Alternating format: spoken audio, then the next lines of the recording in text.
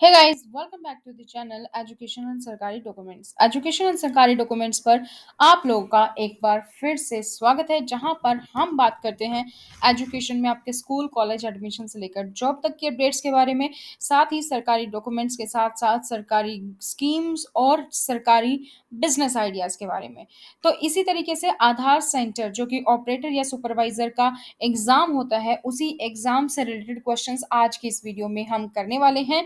तो अगर आप लोग भी आधार सेंटर के एग्जाम के बारे में देने के लिए सोच रहे हैं और पहली बार इस वीडियो पे आए हैं, तो मैं आप लोगों को बता दूं, इसके 3 लेक्चर ऑलरेडी अपलोड किए जा चुके हैं, जिसमें हम पहले 2 चैप्टर कंप्लीट कर चुके हैं। इसमें टोटल 9 चैप्टर्स हैं। तो पहले 2 chapter introduction to UIDAI and Aadhaar और registrars enrolling agency and enrolment staff हम कंप्लीट कर चुके हैं। आज के इस चैप्टर में हम डिस्कस करेंगे on boarding enrolment agency and enrolment staff.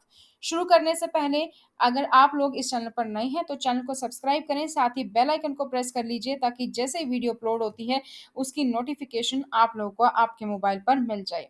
साथ ही इस वीडियो को लाइक और शेयर करना ना भूलें। और अगर आप चाहते हैं इस वीडियो की पीडीएफ, इस जो पीडीएफ आपको दिख रही है, इस पीडीएफ को आप डाउनलोड करना चाहते हैं तो नीचे डिस्क्रिप्शन बॉक्स में लिंक है, आप वहां से इस पीडीएफ को डाउनलोड भी कर सकते हैं। सारे के सारे क्वेश्चंस आपको इसमें मिल जाएंगे। इस पीडीएफ में टोटल 500+ क्वेश्चंस हैं। तो चलिए शुरू करते हैं आज के इस चैप्टर को। ये लेक्चर नंबर 4 है, लेकिन chapter number 3, onboarding enrollment agencies and enrollment staff। First question है, the registrars and enrolling agency only use the enrolment या अपडेट सॉफ्टवेयर प्रोवाइडेड और ऑथराइज्ड बाय। जो भी रजिस्ट्रार्ड हैं और एनरोलिंग एजेंसी हैं, वो एनरोलमेंट और अपडेट के लिए कौन सा सॉफ्टवेयर प्रोवाइड, जो सॉफ्टवेयर उनको प्रोवाइड है वो किससे ऑथराइज्ड है, वो आपको बताना है। तो ये ऑथराइज्ड है UIDAI से। ऑप्शन बी आपका यहाँ पर करेक्ट होगा। मैं यहाँ पे क्वेश्चंस और आंसर्स डिस्कस करूंगी, आप पीडीएफ डाउनलोड करके सारे के सारे ऑप्शंस देख सकते हैं और अपने अकॉर्डिंग आंसर गैस कर सकते हैं और देख सकते हैं कि आपको कितने मार्क्स मिलते हैं। Dash coordinates the onboarding process of operator supervisor with registrars and EAs यानी एनरोलिंग एजेंसीज। कौन कोऑर्डिनेट करता है ऑनबोर्डिंग प्रोसेस के लिए ऑपरेटर और सुपरवाइजर को, ऑनबोर्डिंग प्रोसेस के लिए, रजिस्ट्रार्स और ईए के लिए? तो ऑप्शन सी आपका यहाँ पर करेक्ट दिया गया है, अथॉरिटी हेड ऑफिस या फिर अथॉरिटी रीजनल ऑफिस करेगा ये। नेक्स्ट है, dash to capture coordinates of the enrolment device needs to available at all times. कौन सा डिवाइस है जो हमेशा एक्टिवेट होना चाहिए एनरोलमेंट डिवाइस से, ताकि जो भी डिटेल्स हैं वो हमेशा अपडेट होती रहें, और वो अवेलेबल होना सबसे जरूरी है। तो ऑप्शन बी जीपीएस डिवाइस सबसे जरूरी है। नेक्स्ट क्वेश्चन है, dash monitors the approval of enrolment centre plan and may intervene whenever where required. कौन मॉनिटर करता है एनरोलमेंट सेंटर प्लान के अप्रूवल को, और साथ ही इंटरवेन भी कर सकता है जहां पे भी रिक्वायरमेंट होगी। तो कौन करता है? अथॉरिटी हेड ऑफिस और authority regional office. B option आपका यहाँ पे करेक्ट है। नेक्स्ट क्वेश्चन है, dash declares enrolment station deployment plans, that is when and where the centres will be established before opening any enrolment centre. कौन declare करता है enrolment station deployment plans, जो कि जब भी और जहां भी जरूरत होती है सेंटर्स क्या करेंगे, एनरोलमेंट सेंटर ओपन करने से पहले उसको एस्टेब्लिश करेंगे। तो ऑप्शन सी आपका एनरोलमेंट एजेंसी, सी इज आपका correct option. Question number 6, dash needs to ensure and prove that they have certified the active operators, requisite machines and hardware to deployed at enrollment center। किसको ये approve करना पड़ेगा और ये ensure करना पड़ेगा कि जो भी सर्टिफाइड एक्टिव ऑपरेटर्स हैं उनके पास सभी मशीन्स भी हैं, हार्डवेयर भी है एनरोलमेंट सेंटर को डिप्लॉय करने के लिए। तो ये सब कौन चेक करेगा? ये चेक करेगी आपकी एनरोलमेंट एजेंसी। ऑप्शन डी आपका यहाँ पर करेक्ट है। नेक्स्ट क्वेश्चन है question number 7, dash updates enrolment centre information on UIDAI portal.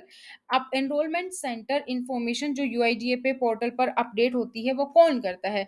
वो करती है एनरोलमेंट एजेंसी। ऑप्शन ए आपका यहाँ पर करेक्ट है। Next question number 8, dash needs to be connected to the internet during the process of onboarding. क्या चीज है जो कनेक्ट होनी चाहिए इंटरनेट से जब आप ऑनबोर्डिंग करते हो? तो एनरोलमेंट क्लाइंट जो है वो कनेक्ट होना चाहिए। आपका ऑप्शन ए यहाँ पर करेक्ट है। Question number 9. Enrollment client needs to be connected to the dash during the process of onboarding of enrollment staff. Enrollment client को क्या चीज हमेशा कनेक्ट करके रहनी चाहिए जब वो एनरोलमेंट स्टाफ की ऑनबोर्डिंग कर रहा हो? तो इंटरनेट हमेशा कनेक्टेड होना चाहिए। Option C is the right option here. Question number 10. Enrollment agencies will have to undergo an onboarding process for enrollment agencies को एक onboarding process से undergo करना पड़ता है।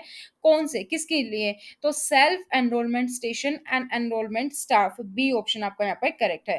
तो दोस्तों ये कंप्लीट जो पीडीएफ है वो इंग्लिश में है, मैं आपको हिंदी में साथ साथ बता रही हूँ ताकि आपको समझ आ जाए क्वेश्चंस। तो आप इसको, इंग्लिश मीडियम है अभी अवेलेबल, जिसको आप नीचे डिस्क्रिप्शन बॉक्स से डाउनलोड कर सकते हो। हिंदी मीडियम में जल्दी ही अवेलेबल हो जाएगी, जैसे अवेलेबल होगी तो उसकी इन्फॉर्मेशन भी आपको मिल जाएगी। नेक्स्ट है, for onboarding of operator supervisor the user credential file generated is a digitally signed dash file.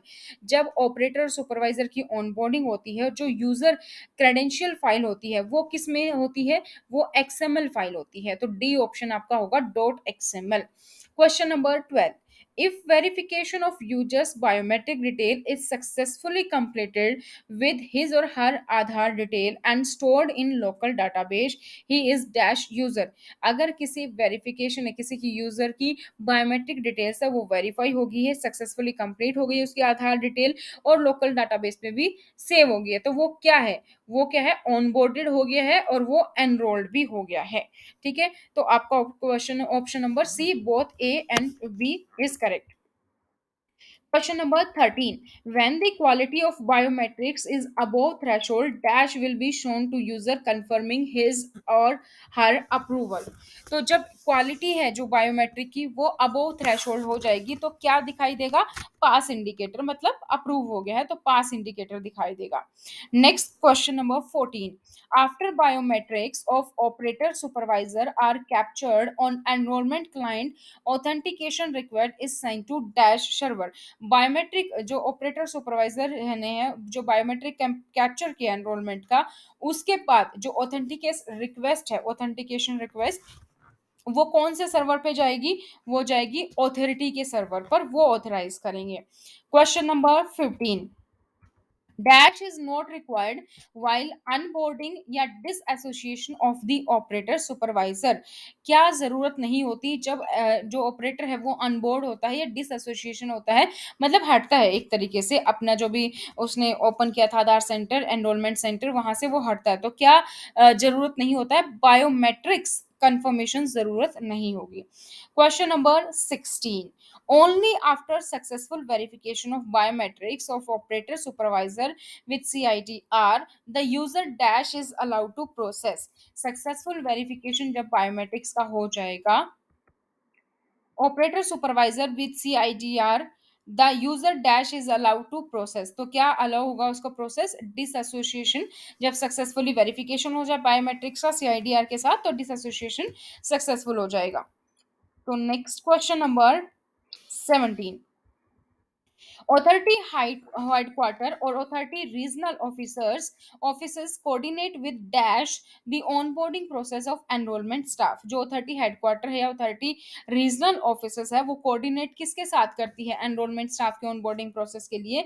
तो वो करती है registrars and enrollment agencies. Option C आपका यहाँ पर करेक्ट है। Question number 18.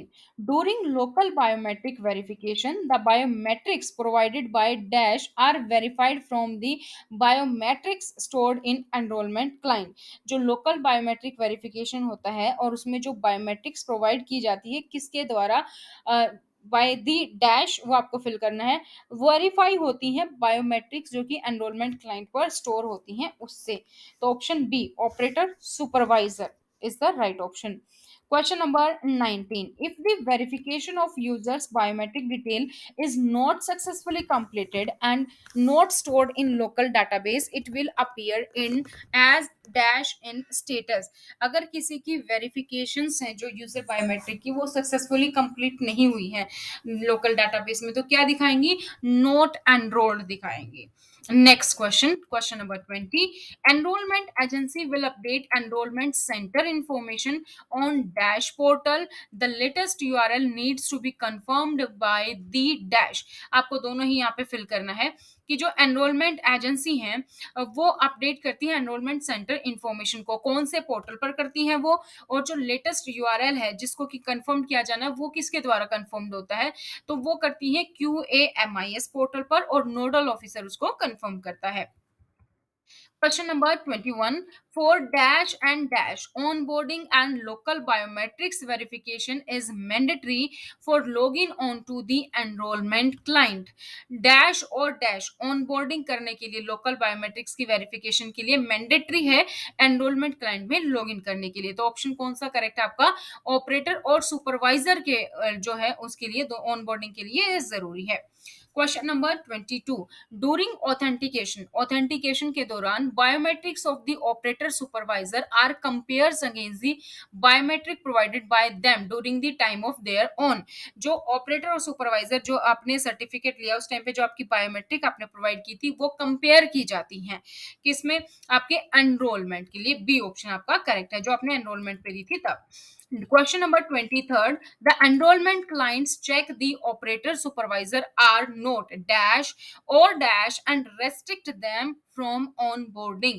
Enrolment client operator supervisor की जो है वो क्या चेक करता है कि क्या क्या नहीं होना चाहिए, तो उनको रेस्ट्रिक्ट करता है ऑनबोर्डिंग से.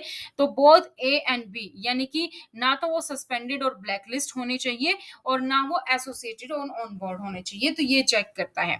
Question number 24. The operator supervisor can be onboarded on multiple enrollment client without deassociation. Operator और सुपरवाइजर है वो ऑनबोर्ड हो सकते हैं मल्टीपल एनरोलमेंट क्लाइंट पर विदाउट डी एसोसिएशन. ये बिल्कुल रॉन्ग है, तो एक टाइम पे आप एक ही हो सकते हो. और ब्लैकलिस्टेड ऑपरेटर और supervisor can be allowed to work using different certificate. ये भी गलत है. अगर आपको एक बार ब्लैकलिस्ट कर दिया गया है ऑपरेटर या सुपरवाइजर के दौरान तो आप दोबारा से नहीं एनरोल कर सकते हो. तो ये था दोस्तों हमारा चैप्टर नंबर 23 जिसमें कि चैप्टर नंबर 3 जिसमें कि 25 क्वेश्चन हमने यहाँ पर देखे. इसी तरीके से नेक्स्ट चैप्टर हम करेंगे अगले लेक्चर में, आधार एनरोलमेंट अपडेट प्रोसेस. अब तक के 3 लेक्चर हो सकता है आपको बोरिंग लगे हो, लेकिन आगे आपका एज यूजुअल प्रोसेस शुरू हो जाएंगे क्योंकि आधार एनरोलमेंट एंड अपडेट प्रोसेस और इस तरीके से, तो वो चैप्टर्स आप लोगों के लिए इजी हो जाएंगे. एक बात और मैं आप लोगों को बता दूं कि इस पीडीएफ को तो आप नीचे डिस्क्रिप्शन बॉक्स से डाउनलोड कर ही सकते हो क्योंकि इसमें सारे के सारे एमसीक्यू क्वेश्चंस हैं. तो जैसे ही हमारे एमसीक्यू क्वेश्चंस जो हैं कंप्लीट हो जाएंगे उसके बाद कुछ 2-3 वीडियो में आप लोगों के लिए थ्योरेटिकल भी लेकर आऊंगी ताकि आप लोगों को और अच्छे से वो चीज समझ आ जाएगी. और थ्योरेटिकल में हम सिर्फ और सिर्फ वो पोर्शन करेंगे जो आप लोगों के लिए ज्यादा यूजफुल होगा, यानी कि आधार एनरोलमेंट प्रोसेस, अपडेट प्रोसेस, इन पर हम ज्यादा ध्यान देंगे, ना कि कहाँ से ऑपरेटर सर्टिफिकेट मिलता है, एनरोलमेंट एजेंसी, एनरोलमेंट स्टाफ, इसके बारे में हम डिस्कस नहीं करेंगे क्योंकि ये सब चीजें आपके एग्जाम के लिए इंपॉर्टेंट है. लेकिन बाद में जब आप आधार सेंटर खोल लेंगे तो आधार एनरोलमेंट, अपडेट प्रोसेस, ये सारी चीजें आप लोगों के लिए ज्यादा यूजफुल रहेंगी. तो दोस्तों आज की इस वीडियो में इतना ही. इसी के साथ हमारे 3 चैप्टर कंप्लीट होते हैं. अभी हमारे बच गए हैं 6 चैप्टर, उनको भी हम जल्द ही कवर करेंगे नेक्स्ट वीडियोज में, नेक्स्ट लेक्चर में. तो हर दूसरे तीसरे दिन आप लोगों के लिए लेक्चर आ रहे हैं. आई होप आपको ये पसंद आ रहे होंगे. तो कमेंट सेक्शन में आप कमेंट करके बता सकते हैं सीएससी सेंटर या आधार सेंटर कैसे खोलना है. वीडियो चैनल पर ऑलरेडी अपलोडेड है, आप जाकर देख सकते हैं. तो आज की इस वीडियो में इतना ही, फिर मिलते हैं नई जानकारी के साथ. तो अभी तक भी अगर आप लोगों ने चैनल को सब्सक्राइब नहीं किया है तो चैनल को सब्सक्राइब करें, साथ ही बेल आइकन को प्रेस कर लीजिए ताकि जैसे ही वीडियो अपलोड होती है उसकी नोटिफिकेशन आप लोगों को मिल जाए. तो आज की इस वीडियो में इतना ही. Thank you so much. Bye bye. Take care.